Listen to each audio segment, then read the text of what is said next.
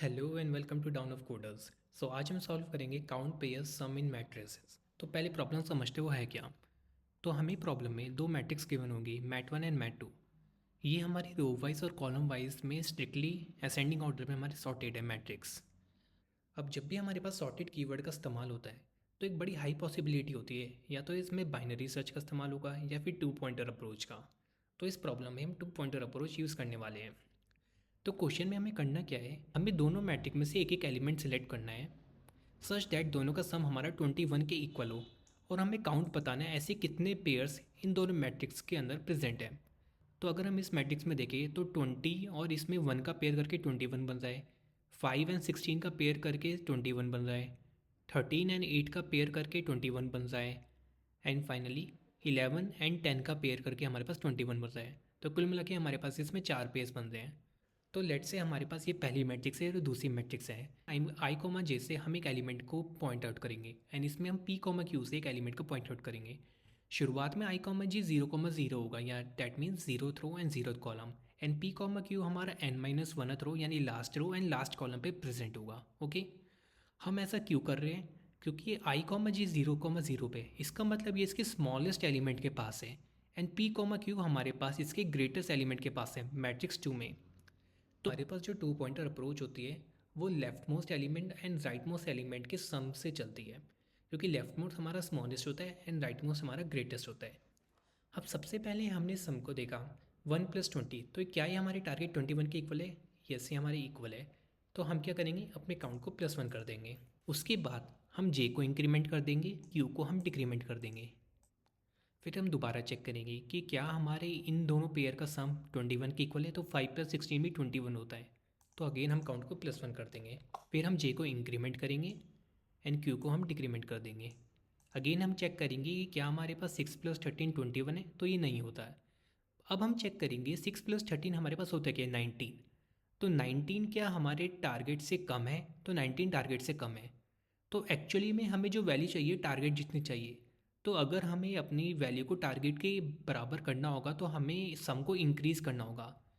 अगर हम इसको डिक्रीमेंट और करेंगे तो हमारे पास सम डिक्रीज़ होगा, बट अगर हम इसको इंक्रीमेंट करेंगे तो हमारे पास सम इंक्रीज़ होगा। तो हम इसको इंक्रीमेंट करके टारगेट वैल्यू के और पास आ सकते हैं, तो हम इसको इंक्रीमेंट कर देंगे। तो नेक्स्ट साइटेशन में हम चेक करेंगे क्या 8 + 13 हमारे पास 21 के इक्वल है। तो हाँ ये है। तो हम अपने काउंट को +1 कर देंगे। साथ ही साथ हम क्यू को डिक्रीमेंट कर देंगे, क्योंकि क्यू अब यहाँ से नेगेटिव हो सकता है। तो हम यहाँ से क्यू को अब दोबारा n-1 that means last column पे हम उसको शिफ्ट कर देंगे, एंड जे को हम इंक्रीमेंट करके नेक्स्ट कॉलम पे शिफ्ट कर देंगे।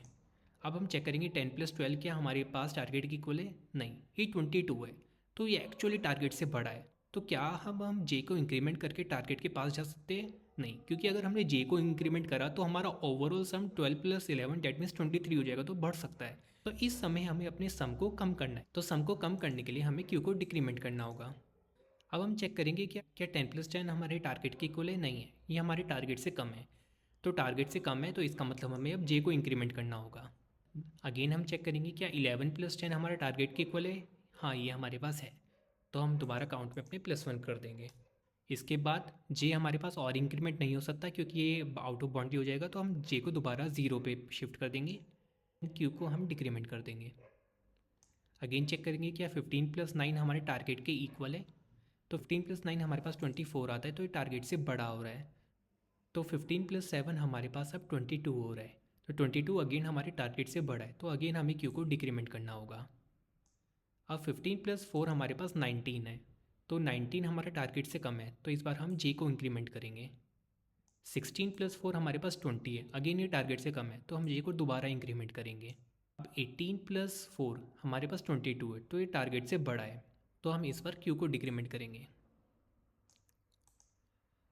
अब 18 + 2 हमारे पास 20 है, तो ये टारगेट से हमारे पास कम है, तो इस बार हम जे को इंक्रीमेंट करेंगे। बट इस टाइम हमारा जे आउट ऑफ बाउंड्री हो चुका है, तो इस समय हमारा लूप ब्रेक हो जाएगा। तो हमारे पास जो फाइनल आंसर आया वो 1 + 1 + 1 + 1 डैट मीन्स 4 आएगा। अब हम इसको कोड करते हैं।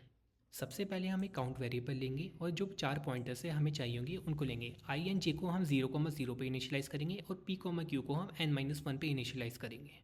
इसके बाद हम एक लूप चलाएंगे जहाँ पे i <= n-1 तक चलेगा, दैट मीन्स लास्ट रो तक, एंड p <= 0। यानी फर्स्ट रो तक। आई हमारा मैट वन की लास्ट रो तक जाएगा मैक्सिमम एंड पी हमारा मैट टू की फर्स्ट रो तक जाएगा मैक्सिमम। ओके। अब पहली कंडीशन हम चेक करेंगे क्या दोनों का सम हमारा इक्वल टू एक्स है।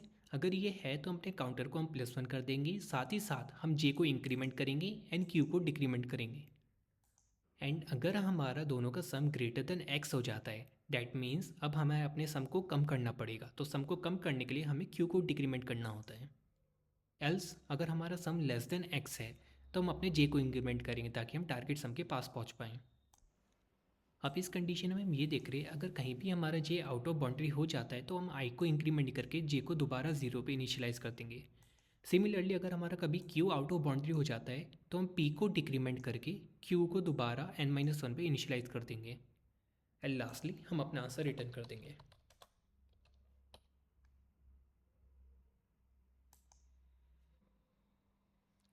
So thanks for watching this video. If you want more such content then please like, comment and subscribe my channel Town of Coders. And this week, I am excited to offer personalized one-to-one practice interview sessions for free to first 10 students who DM me on Twitter or Instagram or comment on this video. So don't miss out this chance to boost your confidence and readiness for future interviews.